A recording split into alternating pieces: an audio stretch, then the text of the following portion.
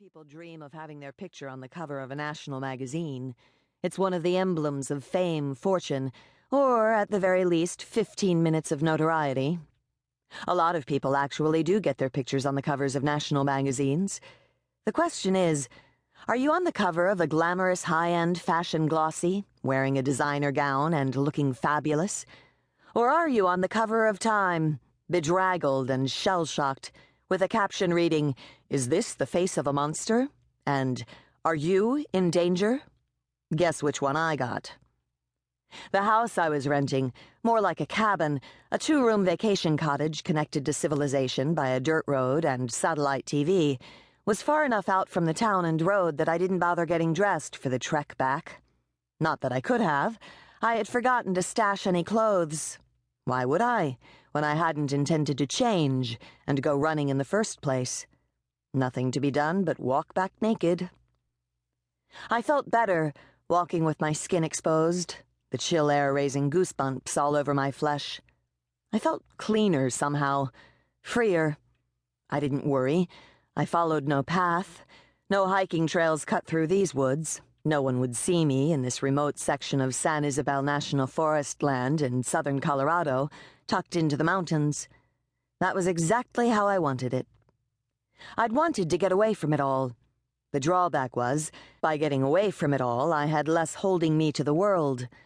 I didn't have as many reasons to stay in my human body. If I'd been worried about someone seeing me naked, I probably wouldn't have shifted in the first place. Nights of the full moon weren't the only time lycanthropes could shapeshift. We could change any time we chose. I'd heard of werewolves who turned wolf, ran into the woods, and never came back. I didn't want that to happen to me. At least, I used to think I didn't want that to happen to me.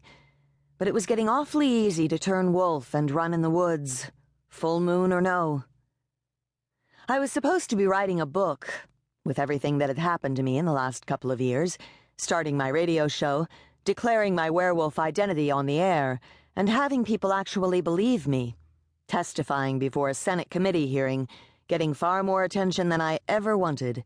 No matter how much I should have seen it all coming, I had enough material for a book, or so I thought. A memoir or something. At least a big publishing company thought I had enough material and offered me enough money that I could take time off from my show to write it. I was the celebrity du jour, and we all wanted to cash in on my fame while it lasted. Selling out had sounded so dreamy.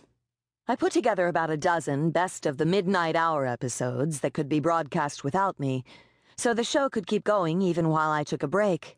It'd keep people interested, keep my name out there, and maybe even draw in some new fans. I planned to do the Walden thing, retreat from society in order to better reflect, escape the pressures of life, freeing myself to contemplate the deeper philosophical questions I would no doubt ponder while composing my great masterpiece. Trouble was, you could get away from society and learn to be self-reliant, like Thoreau advocated. Turn your nose up at the rat race, but you couldn't escape yourself, your own doubts, your own conscience. I didn't even know how to begin writing a book. I had pages of scribbled notes and not a single finished page. It all looked so unreal on paper. Really, where did I start? I was born, then go into 20 years of a completely unremarkable life, or start with the attack that made me a werewolf.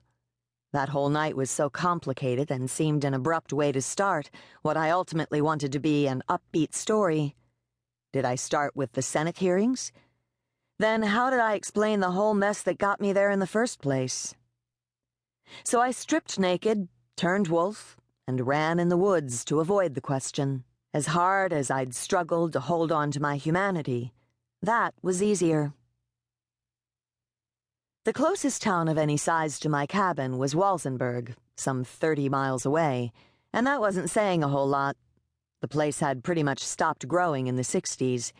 Main Street was the state highway running through, just before it merged onto the interstate. The buildings along it were old-fashioned brick blocks.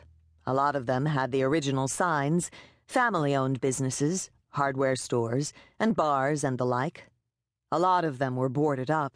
A memorial across from the county courthouse paid tribute to the coal miners who had settled the region.